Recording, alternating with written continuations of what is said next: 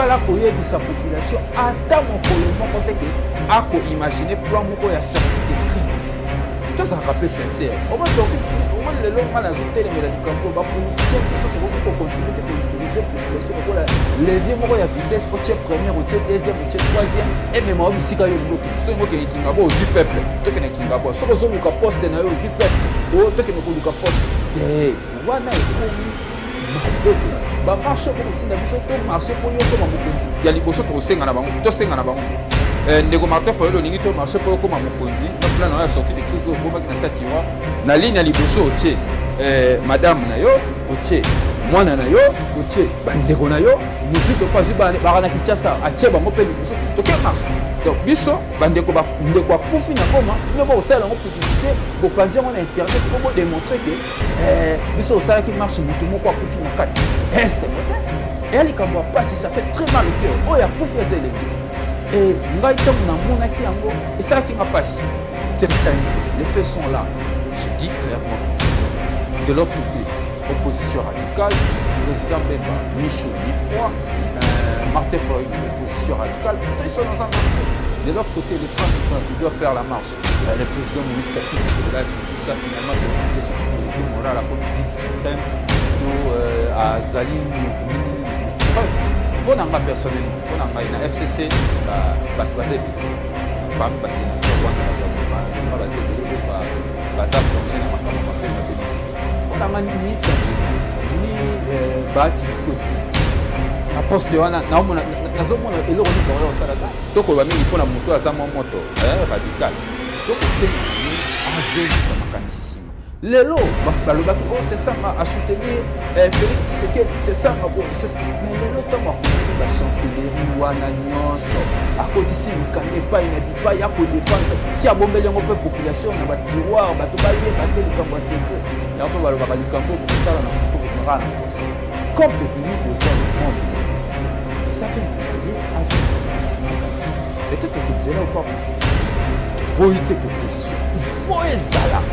mais opposition moko républicaine oyo ekonga opposition te kosenga marche kaka po créer crise artificielle avandisa thèse na ye ya plan na ye ya sortie de crise mpo bapesa ye pouvoir à gérer elongo na Félix Tshisekedi yo lobi ka démissionné na miso ya peuple ozo reconnaître ete mais esika bapaya kuna esika obatami okomi mokanda olobi te okoyeba ye ya kozala président yo kogérer institution ya nokosena nokogérer yango nani akozala mokonzi na yo rapport na yo kosala yango epa nani wana ezali makambo oyo ya mbilinga nazosenga na population mpona na biso bainternet nyonso bakolaka biso mboka na biso eza na libulu ya makasi mpo nakanisa yaki na RTNC nalobaki makambo avant ntambola komunu nalobaki yango depuis le 26 nalobaki te Martin Fayulu akosenga na baambassade kilikili ya kokota mpo bapesa ye poste moko oyo kozala mpona koreforme bainstitution nakanisi na nsima na yango bato akofinga afingaki bato akoluba balobaki moko kutu ya barapemene ya Fayulu abengaki nga mpona kolisaki na koloba mosoba mais oyo okamwisi ngai namoni ye mpe na te balati kazaka na cravate ntango ye ayokaki nga le 26 alobi nga koloba kozoba makambo oyo ya kolobiza na ntina te mais namoni alati kazaka na cravate na te ya kodefendre sur makambo wana nde nayebi te apparemment na lamuka eza na problème moko eza kose passe soit na niveau ya bongo ya bato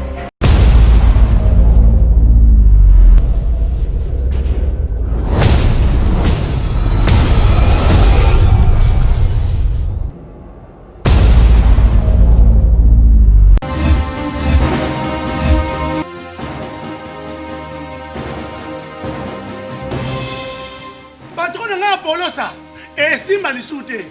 bomma comme na moni kuna bato ba travailler na nzambe en tout cas basi bake musika donc là va yo ba mission na to pesa aux sango comme il faut place lo awe za susute ah oyoki allez quitter Polosa on na bacha bani na kale na lemo na kekuna là va ah on nous on arrange na comment pocket ah ouais ni yo mikaka vraiment ça. Et en plus, il y a qui ont commis partout en Europe, dynamique, qui ont commis partout en Europe. Comment coquette, ça est commis partout. Tout commis en Suède, tout commis à Paris, tout commis à Lille, tout commis à Bruxelles, et puis base la mission est toujours Londres en Angleterre.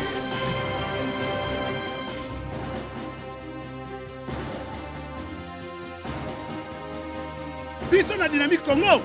Toza ko avancer na nkolo. Bonjour Madame Astrid. Bon, certainement c'est fait conformément aux actes qui régissent la plateforme Lamuka. Mais du reste, ce que j'aimerais aussi préciser à l'opinion qui nous suit, vos milliers de téléspectateurs, les internautes qui nous suivent, une fois de plus, j'insiste ici que mon parti n'est pas membre de la MOCA. Si nous allons parler de cette question, certainement c'est parce que nous sommes aussi acteurs politiques, nous sommes congolais, nous analysons la situation. Ce qui est regrettable aujourd'hui au sein de la MOCA, c'est cette confusion qui règne. Par moment, Moïse Katumbi à son retour dit à la population qu'il lui fera de l'opposition républicaine et d'ailleurs qu'il est même prêt à aller rencontrer lui, Jean-Pierre Bemba et Martin Fayulu, le président Félix Tshisekedi. Martin Fayulu, de l'autre côté, organise une activité au collège Boboto. Il déclare haut et fort que lui, il va faire de l'opposition radicale. De l'autre côté, lorsque vous suivez encore très bien le président Bemba en revenant, vous constatez qu'il est ni chaud ni froid. Il est au milieu. Et d'un coup, nous, on se pose la question de savoir, mais finalement, ces désordres que la MOCA est en train de mener, mènera notre peuple où? Finalement, on se dit, nous sommes dans une forme,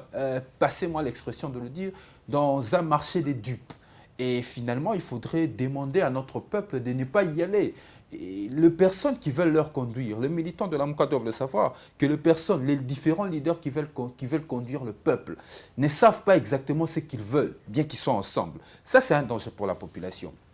Raison pour laquelle je dis cette convocation, nous espérons que ça sera pour aplanir leurs divergences, accord que du reste cela ne nous concerne pas parce que la vérité est en face, le peuple est en train de constater combien de fois la MOCA est en train de s'embrouiller. Bon, vous savez, avec la MOCA, on est habitué, par moment, Moïse Katumbi va arriver à Kinshasa, le président Martin Fayulu dit ne pas le recevoir, qui sera prêt seulement à recevoir Jean-Pierre Bemba. À un moment donné, le président Moïse Katumbi dit venir à Kinshasa, mais après, il ne vient pas. Et Jean-Pierre Bemba avec Martin Fayulu se mettent d'accord pour organiser une marche la marche avec le 30 juin avec les différents leaders, le président Mozito, Matungulu. Mais du reste, on a vu dans la rue que Mozito et le président Mozito et Martin Fayulu. Mais finalement, vous comprenez qu'il n'y a pas de cohésion dans cette histoire de la MOCA. La MOCA, en principe, ils ne sont pas sincères entre eux. Moussa Niamous, il a dit que s'il a décidé de quitter la MOCA, au-delà des apports qu'il veut amener, s'il veut quitter la MOCA, c'est parce qu'au sein même de la MOCA, il n'y a pas d'amour, ils ne s'aiment pas, ils ne savent pas en réalité ce qu'ils veulent. Donc là, je viens de démontrer, ce n'est pas moi, ce sont des faits. Vous savez, lorsque les faits sont cristallisés, c'est cristallisé. Les faits sont là. Je dis clairement qu'ici, de l'autre côté, opposition radicale, président Bemba, ni chaud ni froid, Martin Fayulu, opposition radicale, pourtant ils sont dans un même groupe. De l'autre côté, le 30 juin, il doit faire la marche. Le président Moïse Katumbi, de toute liberté, il a trouvé que c'était inopportun cette marche. Il a décidé d'aller regarder les matchs de Léopard. Et le président Jean-Pierre Bemba a trouvé mieux d'aller à Guémena aller visiter le tombe de son père, ou encore mieux, se marier. C'est un choix qu'il a fait. Mais de l'autre côté, Matungulu et les autres leaders ont décidé de ne pas carrément sortir parce que pour eux, c'était insensé cette marche. Mais la convocation, s'ils vont venir, s'ils ne vont pas venir, ces différents leaders, cela n'étonnera personne parce que c'est le comportement habituel de la MOCA. Au sein même de la MOCA, il y a du désordre terrible. Et ces personnes ne doivent même pas avoir la confiance du peuple. Voilà, et c'est une très bonne question, Madame Astrid, de cette lettre, de fameuses lettres, ou encore de fameuses plans, de ces fameux plans de sortie de crise. Oh, il y a Martin Fayulu à Salaki, à Kotsaki, dans la chancellerie. Je me rappelle dans l'internet, Congo Buzz, Madame Astrid, que le 26 juin, ngana yo to salaki élément moko na kanisa yaki na RTNC. Na lobaki makambo avant tambola Congo mobimba. Na lobaki yango depuis le 26 juin. Na lobaki ke Martin Fayulu akosenga na ba ambassade kili akokota po pesa ye poste moko oyo kozala pona ko reformer ba institution. Na kanisi na sima na yango bato akofinga bafingaki, bato akoluba balobaki moko kutu ya ba rapemene ya Fayulu abengaki nga pona koyebisa ke na koloba buzoba. Mais oyo kwa musinga na moni pe na te valati kazaka na cravate. Tant ya yoka nga le 26 juin. alobi nga koloba bozoba makambo oya kolobeza na tina te mais namoni alati kazaka na cravate na TV ya ko défendre sur makambo wana nde na habité apparemment na lamuka eza na problème moko eza ko se passer soit na niveau ya bongo ya bato hein comment Martin Fayulu to zonga na likambo na po eza pena motu ya to fana nanu wana tant biso tolobaki bamona biso lokola mabomo ndiye makambo tolobaki ezalaki na sens te peut-être bolenge na biso lokola babioza président ligue des jeunes okoloba makambo oyebite te biso tolobaka makambo parce que tozana ba canon ya information biso na en vol ti ngai président en vol na décidaki kozwa position koloba likambo wana en public parce que za ya liboso et likambo salaki biso pasi tozonga na kimia ba lettre wana ya liboso zali ya le 5 yami ba lettre qui na bosani te zali ya le 10 mai mais pendant temps on a kobanda na mai ti mokolo biso tolobaki yango na le 26 juin hein ti na mokolo bandeko Olivier Kamitatu badecidaki kobimisa yango na miso ya bato président Martin Fayulu azwaki ngonga ebele ya kokutana na peuple na nzela ya bilili na nzela ya radio na bainterview na bajournal Le Monde na akutanaki so na peuple le 30 juin akutanaki na peuple le 30 juin asalaki na bango marche jour pa kena koyamba président Bemba akutanaki so na peuple basalaki meeting atikala koyebisa population ata mokolo moko teke ako imaginer plan moko ya sortie de crise tous à rappeler sincère au moins le long na zotele mela likambo ba politicien biso tokoki ko continuer te ko utiliser population ko la levier moko ya vitesse au première au deuxième au troisième et même au bisika yo ngo kene so ngo kene kingabo au peuple to kene kingabo so ko luka poste na yo au peuple o to kene ko luka poste te wana ekomi mabe koleka azwaki ngongebele kokutana na peuple azwa likambo wana bomongo na sakazaka na ye abomi na ba tiroir na ye wana eza kozala sincère na nsima na yango ntango mokili eyebi nde sika awa komona bandeko ebele mpe nayebi bango baporte parole wana mingi alamuka toyebani na oyo abengaki nga mpo na oyebisaki nalobi buzoba na télévision mpe na internet asima na yango namoni alati lisusu kazaka na cravate atelemi mpe na télévision akodefendre makambo wana makambo ayebaki te asutuki yango nalobi yango nde babenge lokola perroquet bapesi ye maloba na papier eloba boye atelemi mpe na costume na cravate abandi koloba ya bosoni elombe mobali Martin Fayulu toko respectaka mingi parce que tobunda na etumba ya solo ba mozito bayaki kaka na Genève pour bakoma pe ba opposant ya circonstance lelo bato bele ba constater yango mais malheureusement sincérité des athées puis contradiction na controverse na wana bandi lelo te et bandi depuis ba élection machine à voter tokene sa machine à voter te biso to boy machine à voter to comme lobi na wana tonga na élection tokene ka na machine à voter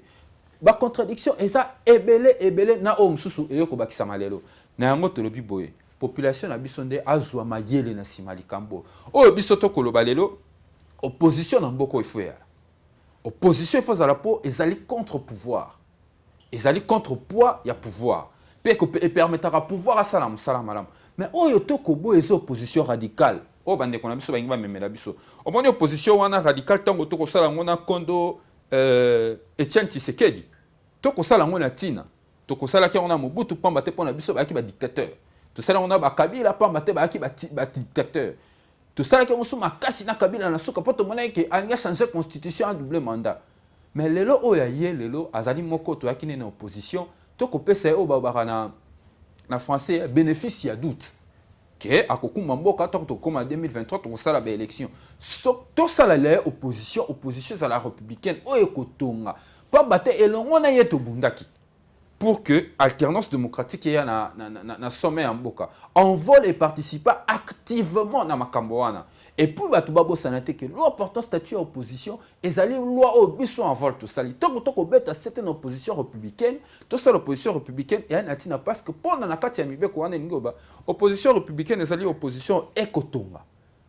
toko soki to moni malamu eza malamu soki to moni mabe to lobeli yango ezali mabe to critiquer et pour to zape na possibilité ya ko solola na pouvoir objectif ezani intérêt à population mama Astrid na mboka oyo peuple na biso anyokwa mingi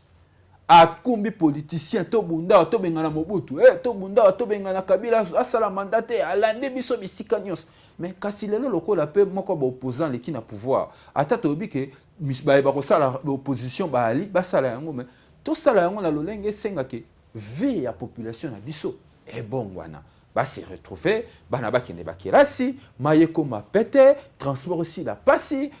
bon ya congolais comme na limé et comme ya lokumu ko ba kombo congolais ke naza congolais ezonga ndenge zalaki après indépendance yango nde tokobunda lelo. Mais oyo Martin Fayulu na mbilinga bakomema biso na bandeko na mpo nayebi pete so nakoloba lamuka na osangisa nyonso te eza mingi ka ya Martin Fayulu mpo kuna baza mibale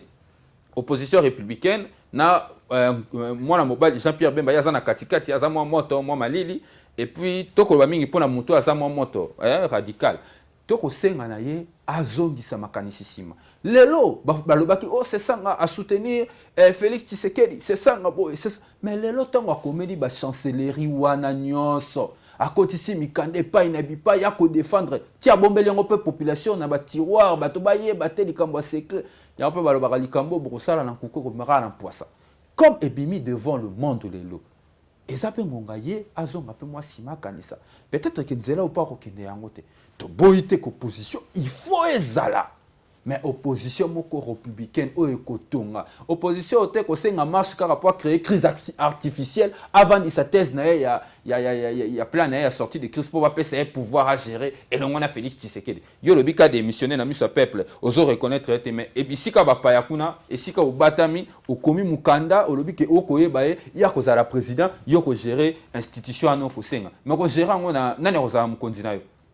rapport na yo sala pa nani wana ezali makambo oyo ya mbilinga nazosenga na population ekolanda biso ba internaute nyonso bakolanda biso mboka na biso eza na libulu ya makasi ekomi ngonga to fédérer makanisi to sangisa makanisi na biso esika moko po totala émergence ya Congo total développement à Congo lelo bitumba ya lelo eza ku bongwana ya social ya peuple bitumba ya lobi eza la bongwana ya social ya peuple totika bitumbo yo yolo ngwa mokonzi ponga na koma mokonzi mais toko peso mokonzi po sala ni omoni o akufia zelenge de kwa street tango natala ki yango na moni ba photo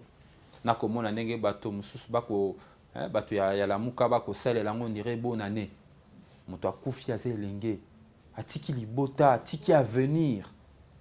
mais au monde batu bako soit liwa wana ba commission on irait bonne année on irait défi te ba on va ça la liwa na publicité ba la ça que marche biso to sala que moni moto akufi mais oh ya bango banda ba na ba Paris na ba Bruxelles na ba Genève na ba hôtel ya minene ya mboka ba bimaki le banda mukolo mususu soki to ke ne marche pona ngala lobi boy na ko tika ko loba yango te bilenge soki ba politicien atelema bisa biso to marché bisa biso pour ni to marché bisa biso to marché pour to zangi misala bisa biso to marché pour kela césar malamu te bisa biso to marché pour biso bandeko baza ba étudiant ba so ba bourse biloko biso to so luka ngwana ba marché beaucoup tinda biso to marché pour yo koma mokonzi ya liboso to senga na bango to senga na bango bo ndeko Martin Fayulu ningi to marché pour yo koma mokonzi na plan na sortie de crise au bomaki na satira na ligne ya liboso otie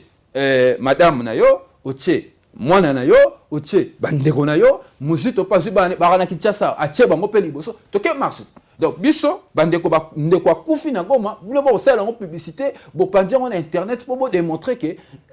biso osala ki marche mutu moko akufi na kati c'est moté et likambo pas si ça fait très mal au cœur o ya kufi ya zelenge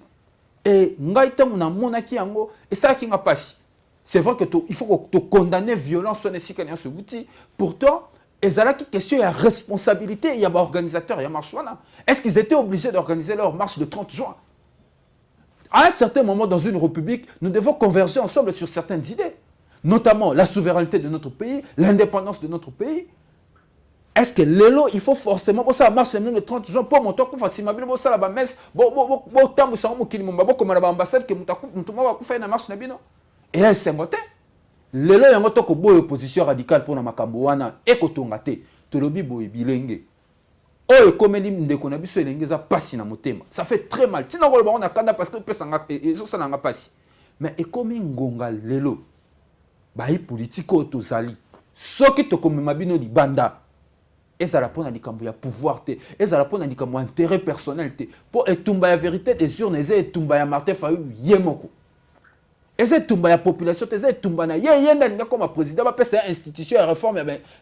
au conseil ya réforme ba institution eza tumba na eza tumba peuple te lelo toza na posa ya tumba peuple politicien lelo yako bunda siko pona peuple ba omoni makambo ya FCC yo to koloba on rapport to loba ka population za na besoin na to mona ki ya pas longtemps bazui ba kolo ba responsable minene batani ba molongo ne reba na kelasi batani bango mulongo nde bana kelasi tout ça finalement to éviter ce autorité morale comme guide suprême to azali moto ndenge nini. Mais bref, pour nanga personnellement, pour nanga ina FCC bato baza ebele. Parmi les sénateurs wana bato malonga baza ebele o baza plongé na makambo mabe mingi te. Pour nanga ni Tambo Mwamba ni Bahati Lukwebo na poste wana nazomona eloko ni baoya osalata baponela biso mutu mususu mutu malonga parce que ni Tambo Mwamba ni Bahati Lukwebo na makambo nyonso eleka na mboko soto bito sa liste. En tout cas, tant que la population moni ba candidature wana mibale na kosa ote population ene sengote. Population ene sengote na mona ba candidature wana mibale pamba te na miso ya population baza batu oyo lelo population niko yoka ta lisu na mongo na matoite. Bon, ouais, ça famille politique na ba sanga na FCC cash na yebi makambo na bonde etambola raté. Mais kulo to Bahati Lukwebo ni na opesa lisu na mboka. Apesi nyonso bon moine mobimba sali na mboka tomoni ba résultat nango eza ba hotel na ya tongi ba alimentation na ya tongi bato bayebi yango bayebi eloko ya kopesa na mboka ya soute na ndeko na o musu pas candidat biloko ba kopesa na mboka ba nango soute est-ce que lelo bato bon ba ko inspirer biso sous confiance ndeko street bato wana lelo na kosa yote population zata na posa koyoka bango te ce que zaki ke ba votera président et sénat na population vote sanction ngai sali mabonga bomona ni Bahati Lukwebo ni Tambo Mwamba linga bima mais loko les clique na bango majorité na bango ba artificiel ba créa na kati ya ba ensemble ba ko sala makamde ba ko tambola et puis ba ko lekisa corruption ndenge ba mesana to linga so makamwa na mboko te élection des zozo les kana sénat toujours sur la corruption ba bandaka quelque part en tout cas. Il y a aussi une opposition constructive, opposition républicaine. Parmi les actes, on a salué le gouverneur Oaye, Zali Owana. Tolemba qui makele na kisasa ekobanda o 5 ti okokende kola la musique et la musique comme soukut bala la resute na kisasa bana bakenda ka kelasi na ebite na banda ko ezalaka pemene est-ce que bakenda ka classe batanga katoni te mboko tambola kana ni meme na kalisi ezali moko ya ba décision to ko saluer ezali moko ba décision toujours ko encourager. Seulement, tu mets ça dans la décision populaire, populiste, tout le monde qui est joué, salon, on doit rapport la publicité à Mouki. Tout le monde a effectivité na yango. Tu sentir pendant que ta page joana, ta page sonore wana est si là. Tu l'as mis yango. Biso vendre, vendre na biso na Kinshasa. Mala vendre na banda longwa. Mais ezaki impossible to boite bato baluka mosolo to boite bato mais ba gêner pe baninga mususu te okola la te musique bandi 5h 5h baba mususu kanga raté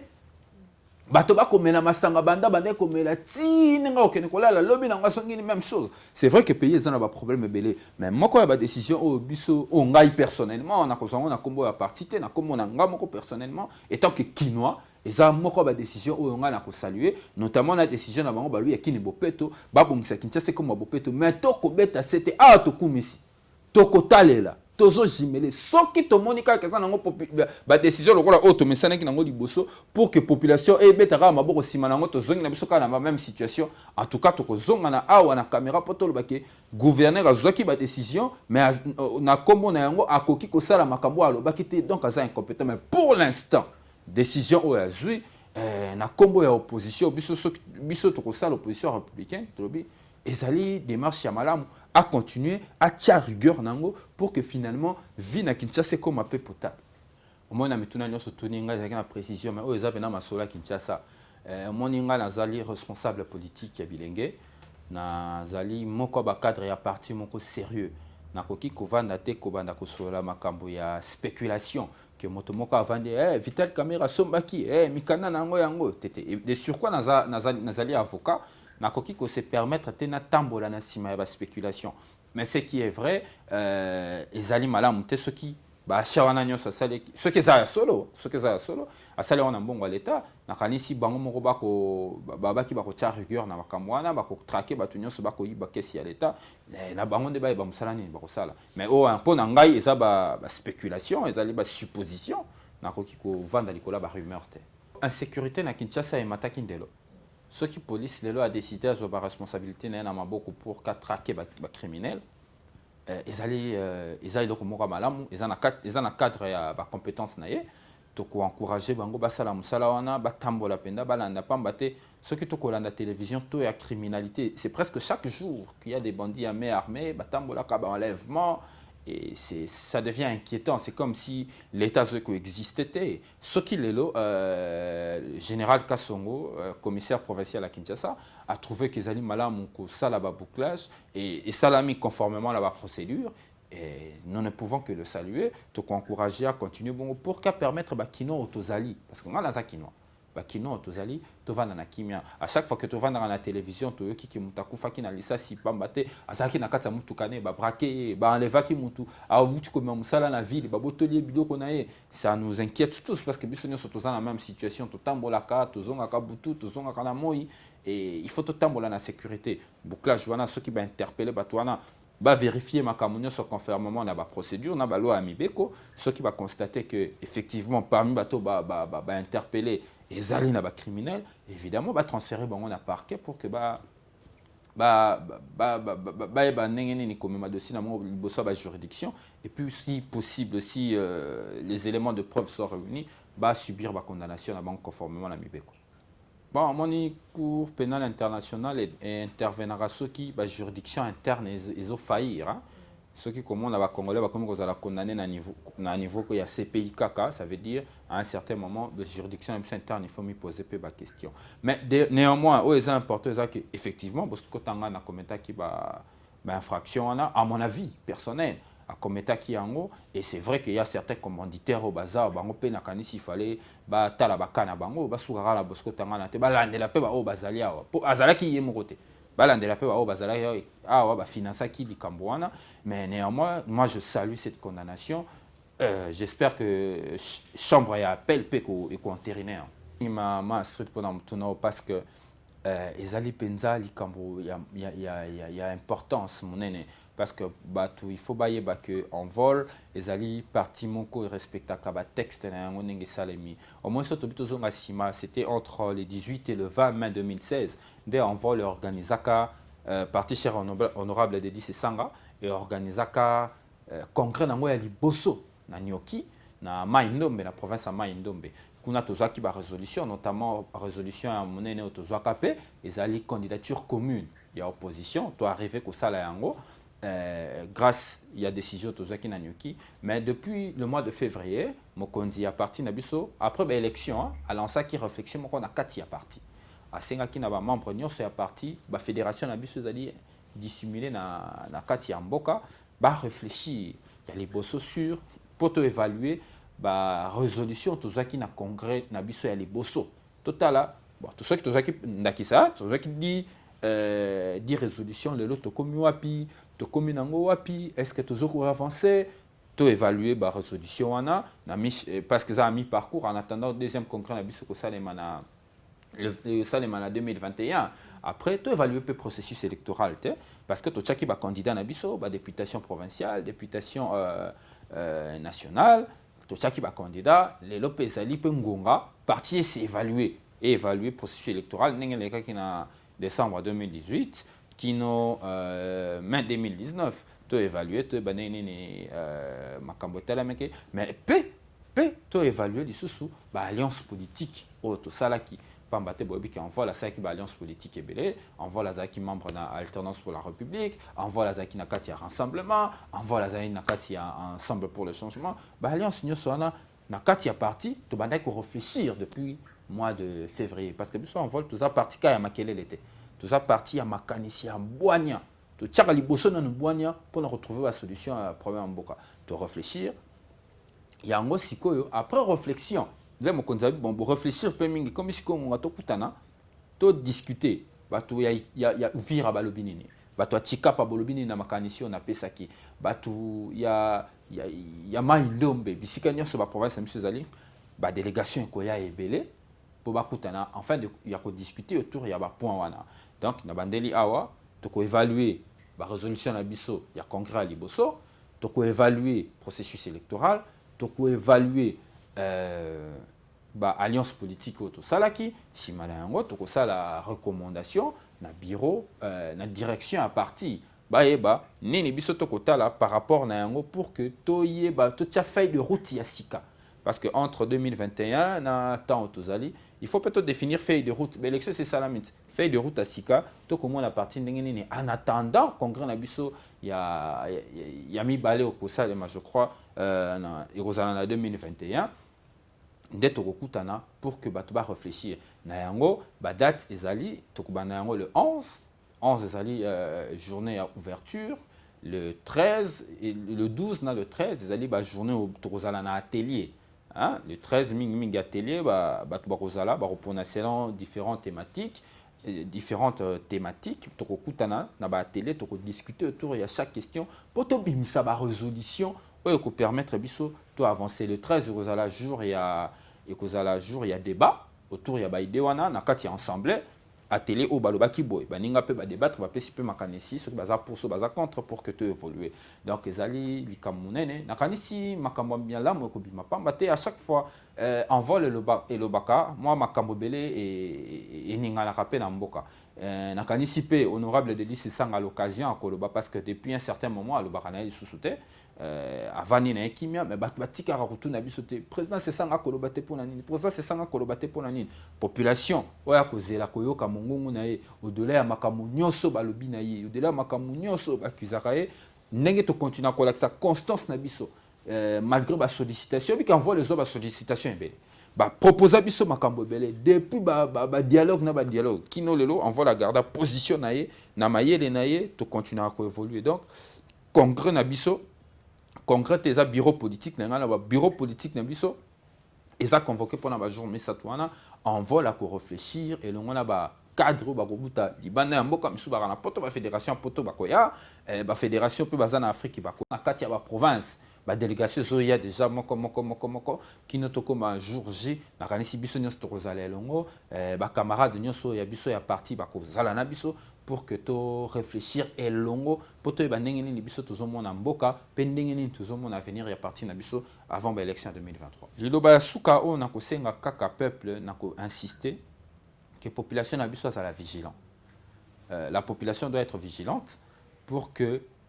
les politiciens bazana mal ya positionnement bazoluka moi poste moi sika ko vanda bayeba moi musala ko sala ba embrouiller bangote lelo etumba ya lelo etumba social politique sensationnelle ndebiso toko boya tolingi politique ya raison politique rationnelle oyo komema mboka na changement biso en vol tozora ba position na biso na se ya ba émotion te yango mona ata bato bakoloba biso kaka pio to réfléchir après nango biso soto silisi ko pesa makanisi nde toye to lobby bon mona kindakisa tant tozoba ke toza parti proposaka tant bato baboya calendrier électoral là bango nso baboya kaka nous rejetons avant la bi to rejeter mais to pesimino calendrier mususu obino bolanda pour que makambo tambola malamu soki bayokaka biso na ngongala peut-être ba élection ngé salima na ba condition te nde na lobby boye population à la vigilante et continuer kolanda en vol na pene ba résolution na biso to kozonga ka liboso ba caméra na bino pour que to sunga peuple ayeba ndenge ni mboka kotambola. Merci.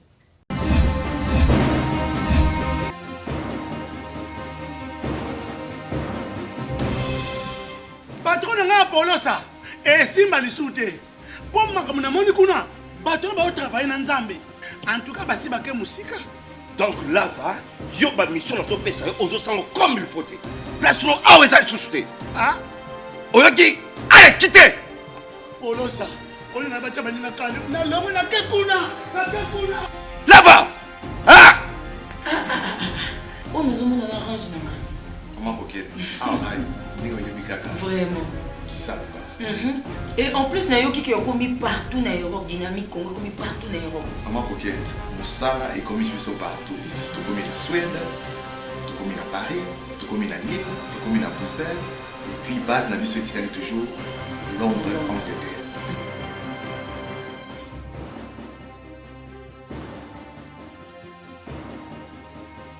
Biso na dynamique Congo,